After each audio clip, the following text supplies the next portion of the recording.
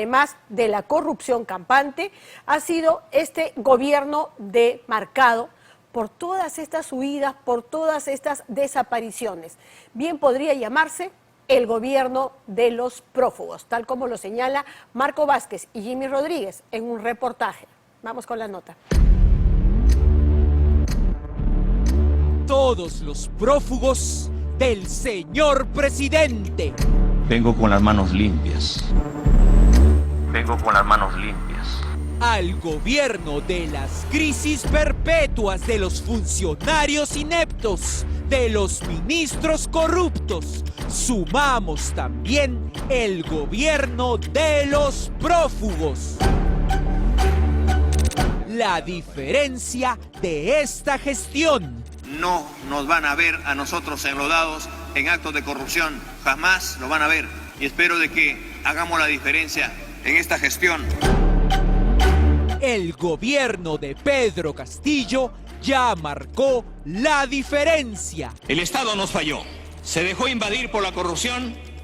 Me niego a creer que la justicia seguirá ciega frente a tal atropello. En el Bicentenario nos ha llevado a una pesadilla insostenible donde él está investigado como el supuesto jefe de una organización donde los demás se han corrido de la cárcel, caída por delitos de corrupción. Les pido que enfrentemos juntos al monstruo de la corrupción. Monstruo de la corrupción. Pedro Castillo. Insólito e indignante. Y acá estamos para que un gobierno del pueblo, no podemos robarle al pueblo ni siquiera 10 céntimos. Hace solamente 10 meses, cualquier periodista del mundo podía describir quiénes integraban el círculo más íntimo de poder del nuevo presidente de la República Peruana del Bicentenario. Así se decía que su familiar más cercano, operativo y útil era para el nuevo presidente peruano su sobrino querido, Fray Vázquez Castillo, que su colega profesor y mano derecha en Palacio era Bruno Pacheco, que su ministro destinado a la cartera que más le importaba era su paisano y colega Juan Francisco Silva, que el partido del poder que tenía en el Congreso era Perú Libre. Mire bien el círculo de poder de Pedro Castillo el 28 de julio del 2021. Ahora es vergonzoso decir que por su sobrino se ofrecen 15.000 soles. Por su mano derecha en Palacio de Gobierno se ofrecen 30.000 soles. Por su ministro principal se ofrecen 50.000 soles. Y de Yapa, integrantes del partido de gobierno conformaron los dinámicos del centro, también prófugos y capturados. Todos alrededor de Castillo, donde Castillo es el investigado principal por el fiscal de la nación como el supuesto líder de tal organización criminal. Una imagen real, anómala e insostenible. Todas sus palabras anteriores son para estudio. Y también asumirle para que nuestra policía también gestar la verdadera investigación, para que encuentren a los delincuentes y a los corruptos hasta debajo de las piedras. Nunca antes visto, los íntimos del presidente, su círculo de poder, en tan poco tiempo corridos de la justicia. Esto, hay que decirlo, estas fugas, me refiero, tienen que obedecer a un plan construido por el entorno más cercano al presidente Castillo.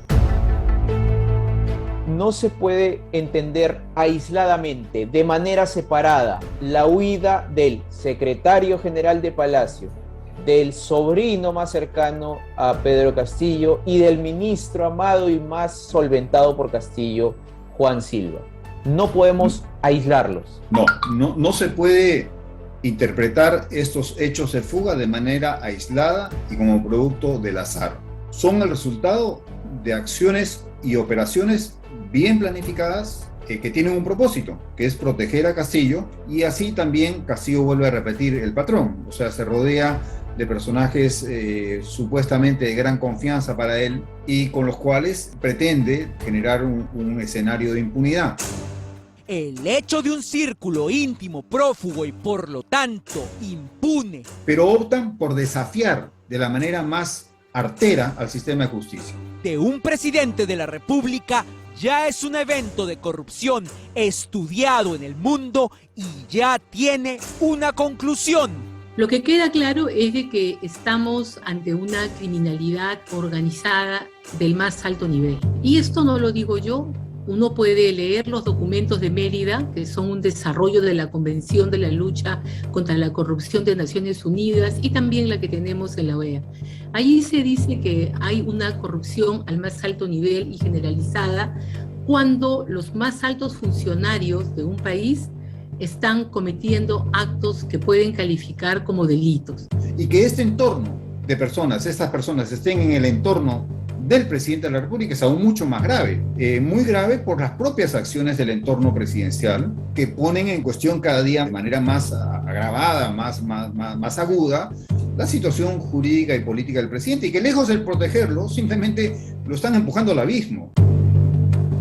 El gobierno de Castillo va al abismo. La situación intolerable de prófugos íntimos, tan cercanos a él y en tan poco tiempo, lleva a más conclusiones. 1. El asalto al Estado se planificó. ¿Eso se planifica o en eso se convierte uno con el poder? Usualmente no es de que uno llega y se encuentra, ya acá armamos nuestro grupo con Pedro, María, Juan y José, ¿no?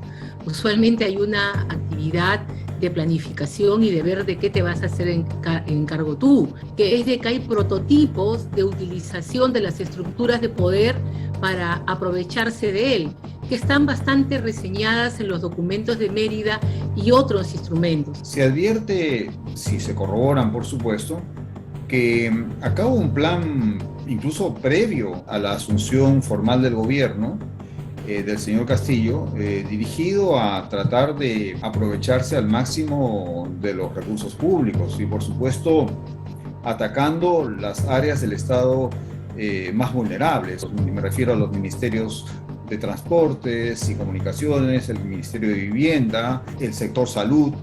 Y 2. La promesa anticorrupción de este gobierno fue y es una farsa completa. ¿La promesa anticorrupción de este gobierno fue una farsa?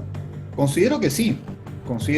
Creo que hay un fraude en la promesa del señor Castillo de enfrentar este tema. Creo que hay una situación de farsa política por parte de él directamente. Y me parece que eso va a, reitero, traer consecuencias políticas muy graves para él en lo personal y lamentablemente para su gobierno. ¿Cómo se gestó esta farsa? Primero, Castillo hace solo un año se ungió como el candidato anticorrupción. Queremos pedirle al candidato Pedro Castillo que nos diga cuáles son las acciones para luchar contra la corrupción que aterroriza a nuestro país. Muchas gracias. El gran problema que tenemos los peruanos de cara al Bicentenario es la corrupción enquistada en todos los estamentos del Estado. El maestro de escuela era la esperanza. Vengo a decirles que soy un hombre de trabajo, un hombre de fe, un hombre de esperanza. No más pobres en un país rico. Palabra de maestro. Un profeta anticorrupción. Y los corruptos deben ser inhabilitados perpetuamente para que no vuelvan a contratar con el Estado. A César lo que es del César y al pueblo lo que es del pueblo. Mentaba incluso a la cárcel que sabe hoy tendrá que sortear. Porque primero es el país, no es primero el bolsillo, no es primero tu interés personal. Yo estoy aquí por el Perú, no me mueve otro interés. Si me moviera un interés personal o de grupo, hace tiempo no estuviera acá, o de repente estuviera en la cárcel. Castillo aseguró en calles y plazas la abolición de la corrupción en su gobierno. En nuestro gobierno no pasará ningún corrupto. Se acabó los actos de corrupción.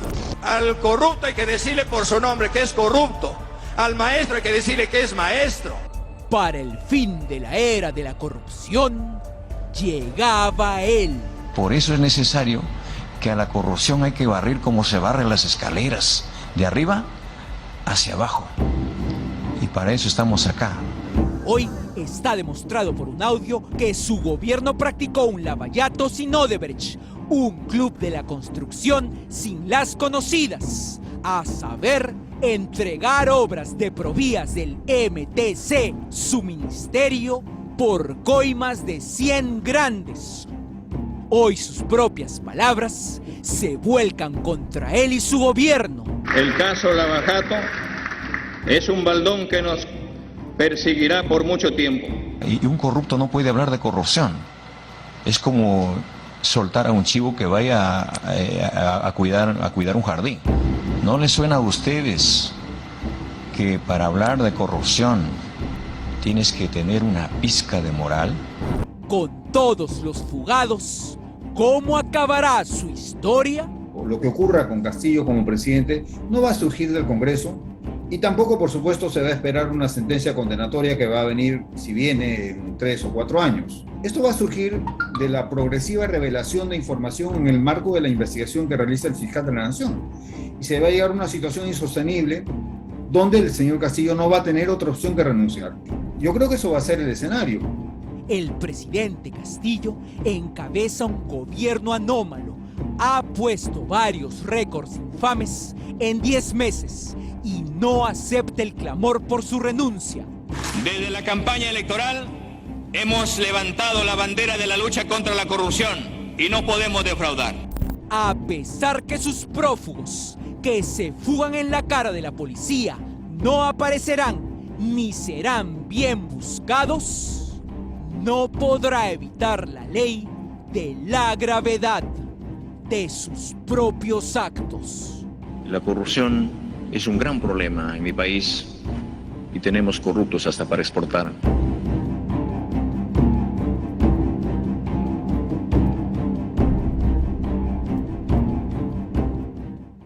Y todas esas, digamos, pronunciamientos, negaciones, a pesar de que se conoce que pueden haber más audios. O sea, eso ya ha sido anunciado, eso ya ha sido advertido, ya se han dado a conocer incluso lo que podría ser el contenido de algunos de estos audios. Incluso se señala que existe la posibilidad de que en una conversación entre Villaverde y uno de los sobrinos, pues podrían estar nombrando al presidente de la República.